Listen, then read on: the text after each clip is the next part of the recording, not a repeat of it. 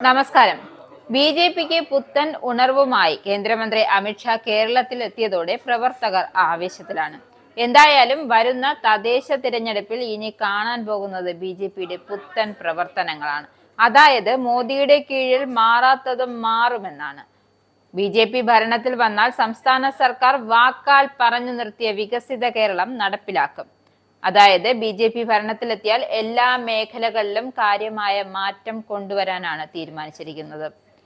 വരുന്ന തദ്ദേശ തെരഞ്ഞെടുപ്പിൽ ബി.ജെ.പിയുടെ നേതൃത്വത്തിൽ എൻ.ഡി.എ 23,000 വാർഡുകളിൽ മത്സരിക്കുവാനും വിജയം നേടാനുമാണ് തീരുമാനിച്ചിരിക്കുന്നതെന്നാണ് ബി.ജെ.പി സംസ്ഥാന അധ്യക്ഷൻ ഡോക്ടർ രാജീവ് ചന്ദ്രശേഖർ വ്യക്തമാക്കിയിരിക്കുകയാണ്. കേന്ദ്ര ആഭ്യന്തരമന്ത്രി അമിത്ഷായെ അഭിസംബോധന ചെയ്ത പാർട്ടി പ്രവർത്തകരുടെ സമ്മേളനത്തിൽ അധ്യക്ഷ പ്രസംഗം നടത്തുമ്പോഴായിരുന്നു ഇക്കാര്യത്തെക്കുറിച്ച് അദ്ദേഹം വ്യക്തമാക്കിയത്.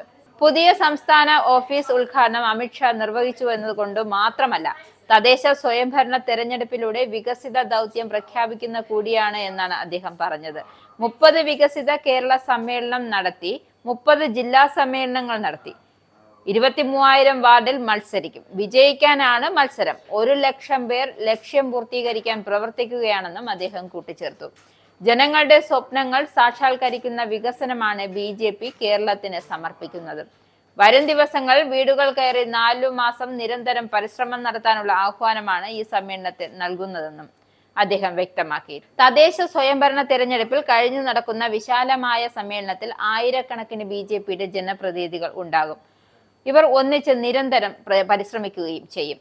സംസ്ഥാനത്ത് മാറി മാറി അധികാരത്തിലിരിക്കുന്ന ഇടത് വലത് മുന്നണികൾ ആകെ പറയാനുള്ളത് അഴിമതിയുടെ ചരിത്രം മാത്രമാണ്. പിണറായി സർക്കാർ നടത്തിയ എക്സാലോജിക് മുതൽ പി കിറ്റ് അഴിമതി വരെ പേരെടുത്ത് പരാമർശിച്ചുകൊണ്ടാണ് അമിത്ഷാ വിമർശിച്ചത്. UDFും ഇക്കാര്യത്തിൽ മോശക്കാരൊന്നുമല്ല. അടച്ചുപൂട്ടാൻ പോകുന്ന പാർട്ടിയാണ് കോൺഗ്രസ്. കിട്ടുമ്പോഴെല്ലാം കൊള്ളയടിക്കുകയാണ് അവർ. രണ്ട് മുന്നണികളും ഇക്കാര്യത്തിൽ അളിയന്മാരാണ്. എന്നാൽ 11 വർഷമായി കേന്ദ്രം ഭരിക്കുന്ന നരേന്ദ്രമോദി സർക്കാരിനെതിരെ ഒരു അഴിമതി ആരോപണം പോലും ഉന്നയിക്കാൻ പ്രതിപക്ഷന് സാധിച്ചിട്ടില്ല. വികസിത കേരളം യാഥാർത്ഥ്യമാക്കാൻ ബി.ജെ.പിക്ക് സാധിക്കുമെന്നും അമിത്ഷാ വ്യക്തമാക്കുന്നുണ്ട്. ബി.ജെ.പിയെ ഉത്തരേന്ത്യൻ പാർട്ടി എന്നാണ് കമ്മ്യൂണിസ്റ്റ് കോൺഗ്രസ് നേതാക്കൾ പറയുന്നത്. അസമിലും ത്രിപുരയിലും ഒറീസയിലും സർക്കാർ ഉണ്ടാക്കുമെന്ന് പറഞ്ഞപ്പോൾ ഇവർ ആദ്യം പരിഹസിച്ചു.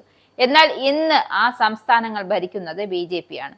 വരുന്ന നിയമസഭാ തെരഞ്ഞെടുപ്പിൽ തമിഴ്നാട്ടിലും ഇത് ആവർത്തിക്കും. ഇതുതന്നെയാണ് കേരളത്തിലും ആവർത്തിക്കാൻ പോകുന്നത്. 2026 തെരഞ്ഞെടുപ്പിൽ എൻ.ഡി.എ സഖ്യം സംസ്ഥാനത്ത് അധികാരത്തിലെത്തുമെന്നും നൂറുകണക്കിന് ധീരബലിദാനികളുടെ സ്വപ്നം സാക്ഷാത്കരിക്കുമെന്നും അമിത്ഷാ കൂട്ടിച്ചേർത്തു.